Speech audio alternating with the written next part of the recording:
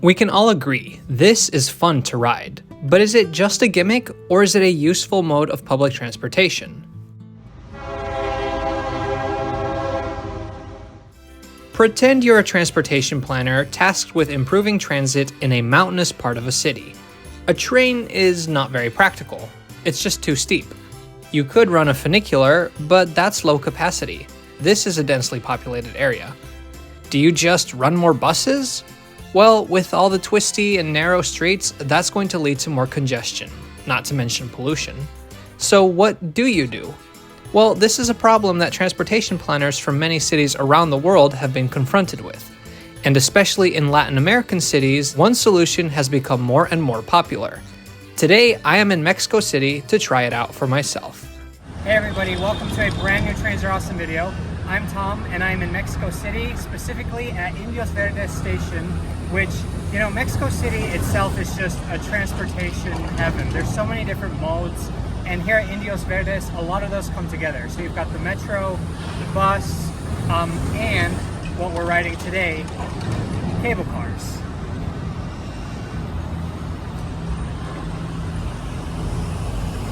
So first we will be riding the Cablebus, or cable bus. These are operated by the same agency that operates the trolley buses and the light rail here in Mexico City. And beautiful modern station, not too far from the subway entrance, so let's just go ahead and go up. But first, really quick, Cablebus Line 1 opened in stages between March and July of 2021. It is one of 3 Cablebus lines currently operational. Later in this video, I will visit Line 2. Line 3 was not open yet when I visited Mexico City, but has since opened. A ride on Cablebus costs 7 pesos, that's about 34 cents in US dollars. You can pay using your integrated mobility card, the same card that is valid on the metro and bus services in the city. The staff will then guide you to the next available pod. Here at the Cablebus, the staff was very friendly.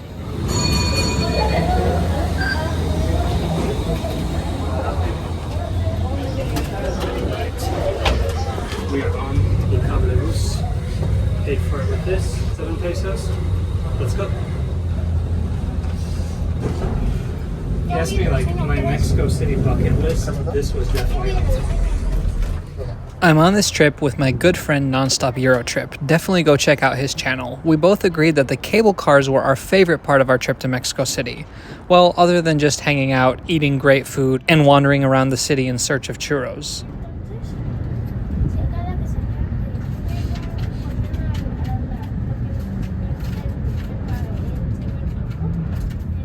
So here's some context for why Cablebus exists.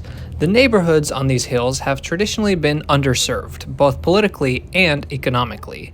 The metro does not come out this far, so people who live in these neighborhoods relied on the bus for the first part of their commute. Even short distances could take hours on these slow buses. I think it's important to mention that I'm getting all my information from local sources written by people who live here or have been directly involved with the cable cars. Construction started on Line 1 in 2019, with the goal to shorten commute times for residents living here. If you look below, you will see some green RTP buses darting around. There is still bus service, but for a majority of people, the commute has gotten a lot quicker thanks to the cable cars. In fact, despite being such a relatively new system, daily ridership on the Cablebus system is estimated to be close to 100,000 rides per day.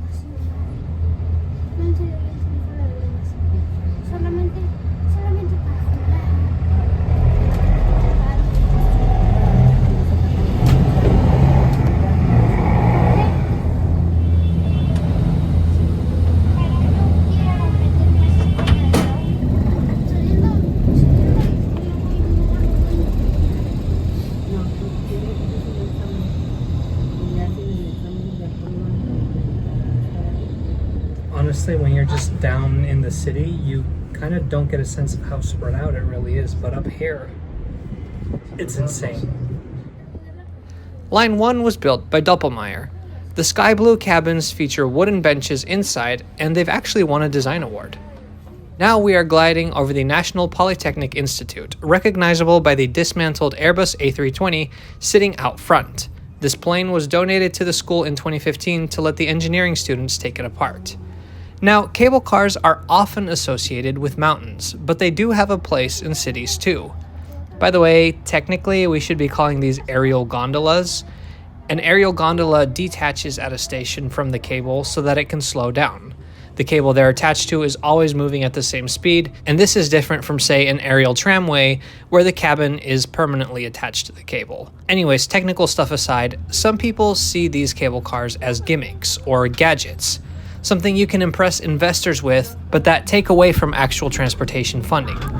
And in some cases, that can be true. I mean, think about it. There have been so many cities that have proposed having cable cars cross rivers or go to other destinations where really there's not much altitude change. And yes, in those cases, they're usually not more than a gimmick. But not in every case. Here in Mexico City, as well as in cities in countries like Bolivia and Colombia, these fulfill an important role in the transportation system.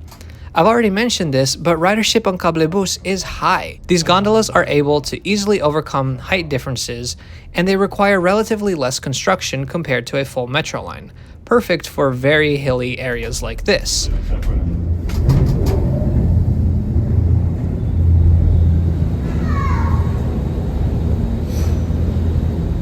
They can run super frequently, literally every few seconds, which compensates for the lack of capacity that each individual cabin may have.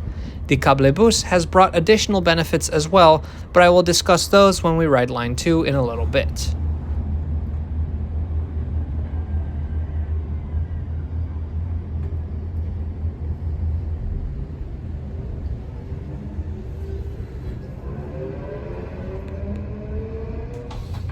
You can see a lot of dogs running around on the roofs. We're hearing a lot of roosters crowing. This is a really long line. It's 9 kilometers in total, and on this line 1, there are 377 of these capsules, including the branch. We soon arrive at Campos Revolucion station. At this stop, the line splits into 2 branches, one to Tlalpexco and one to Cuautepec. The next and final stop is Cuautepec. It took us almost 25 minutes to complete the 9-kilometer journey. But honestly, that was 25 minutes of relative quiet and impressive views. I can imagine this being a nice way to commute. So that was a breathtaking experience. Honestly, I don't know if I have words for it yet, but no matter how great an experience, sometimes when you gotta go, you gotta go. Fortunately, there was a bathroom in the station. It costs 5 pesos to use, and you can use your transit card. So that is the first time I've ever used the transit card to pee. By the way, I would exercise caution if you are getting off at Cuautepec. Maybe just get back on. This is considered one of the more dangerous neighborhoods in the city. Although me and my travel companion felt perfectly safe the entire trip. So fast forward a few days now, and this time we are on the opposite side of Mexico City at Santa Marta Station on Metro Line A. We are here to ride Cablebus Line 2, which opened in August 2021. At 10.5 kilometers, Guinness World Records has officially declared this to be the longest public transit cable car route in the world. Line 2 serves the Iztapalapa neighborhood, and unfortunately, we were only able to ride the first half of it because it was closed for construction west of Jalpa Station.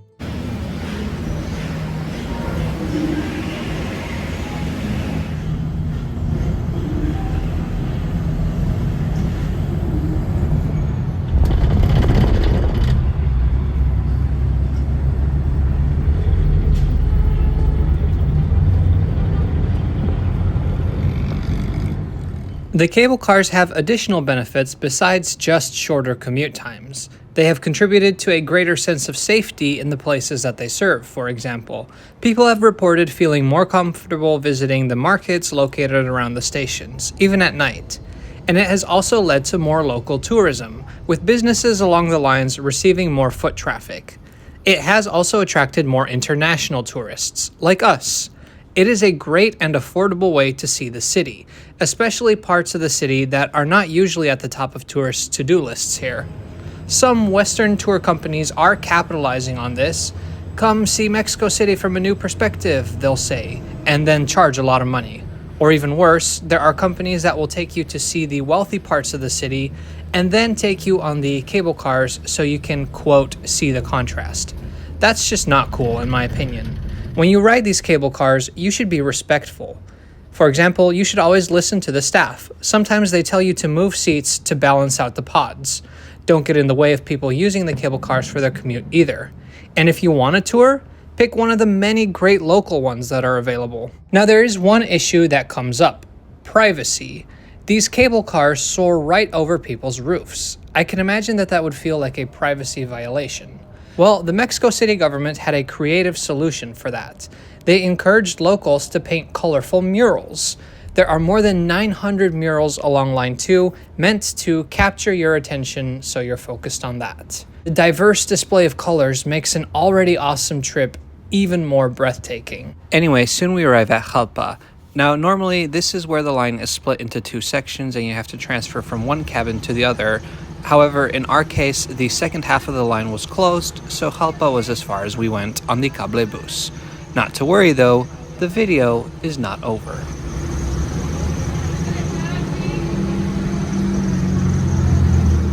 Anyway, back to Line 1.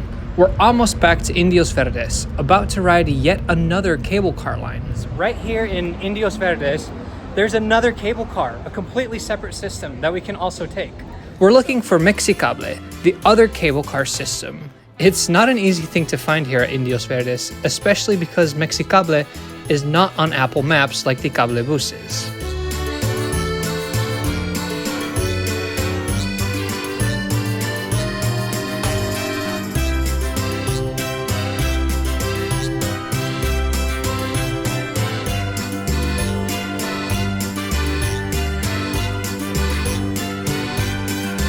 Alright, finding the Mexicable is not easy. You gotta go across the bridge, through the market, under the ground, through the metro station, go back up, go through another market, but we have made visual contact with the cable cars. The station is being fiercely guarded, as you can see. Good boy. Let's buy a ticket now. A ride on Mexicable costs 9 pesos, but you can't use your integrated mobility card. You have to buy a separate card. Then it's up the stairs to the boarding area.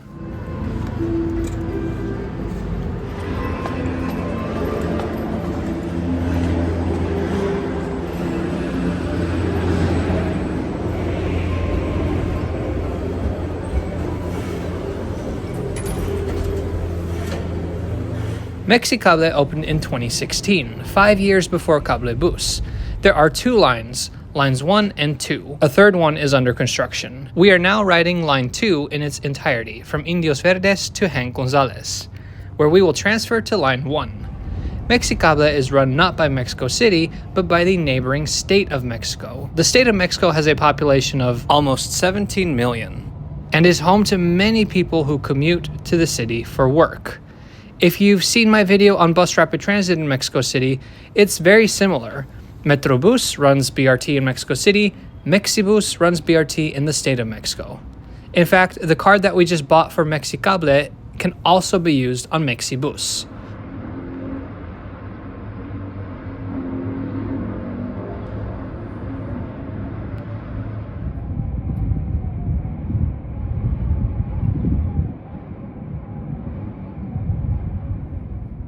All stations on Mexicable, except for Indios Verdes, are in the state of Mexico. And while the earlier cable cars we rode gave you a good sense of how big the city is, riding Mexicable, my jaw absolutely dropped, realizing just how far the entire mega region stretches out. I grew up in Tokyo and I was still shocked by the size of this city. Look at all those bicycles.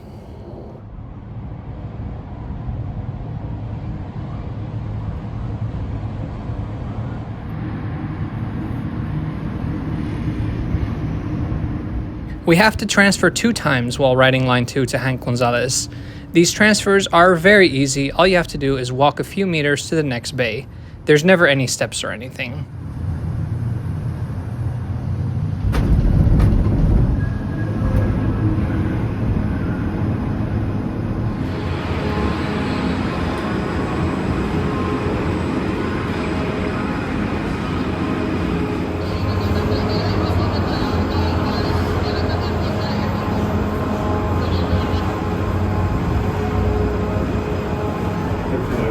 Every once in a while we cross over a big, busy road, and it really helps you to get an idea of how important it is for Mexico City to have alternative modes of transportation, not just cars. The metro has helped with that, the bus networks have helped with that, but in areas like these, it's really the cable car that has made a difference. And it's interesting to me that if you look up cable cars in Mexico City, and you'll mostly get results of Cablebus if you're searching in English, and it makes sense. I mean, that light blue color is iconic, and they're easier to use for tourists because you can use your integrated mobility card, easier to find thanks to features like Apple Maps. But nevertheless, I think Mexicable really was the pioneer in terms of Mexican cable car technology. I mean, it's been around significantly longer than the Cablebus, and just like the Cablebus, it has made journey times a lot shorter for thousands of people.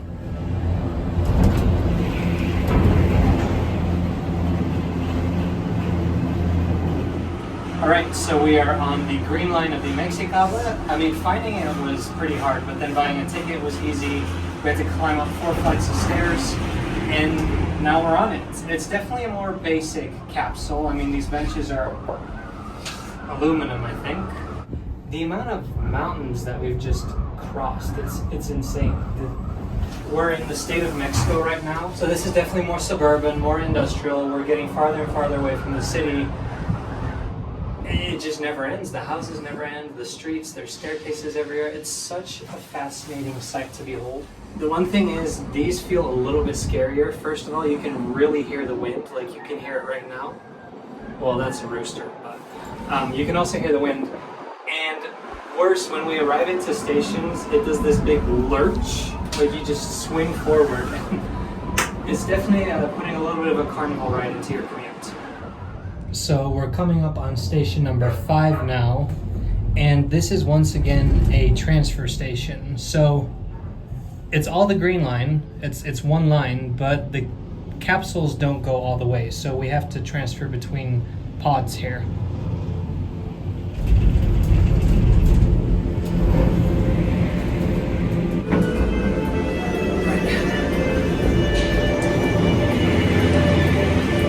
The construction of Mexicable has also come with some safety improvements. Many of the streets around the line that weren't paved yet have since been paved, and street lights have been installed, and overall they've contributed positively to this part of Mexico. We're near the end of the green line now. The last stop is Hank Gonzalez, and then there we're going to change to the red line.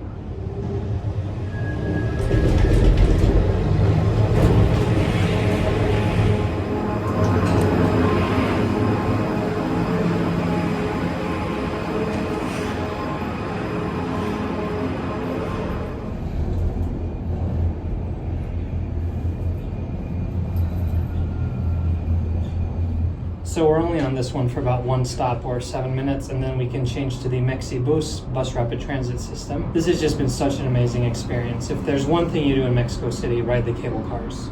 So we saw some huge dark storm clouds developing in the distance, and we were hoping we would get to Santa Clara so we could transfer to the bus before it rained on us. But then once we got to the station and noticed that there was an ice cream shop inside the fare paid zone, well, you know, the rain will wait. And then we got ice cream from a shop inside the cable car place. Thanks so much for watching today. If you enjoyed this video, please subscribe to Trains Are Awesome, and we'll see you next time.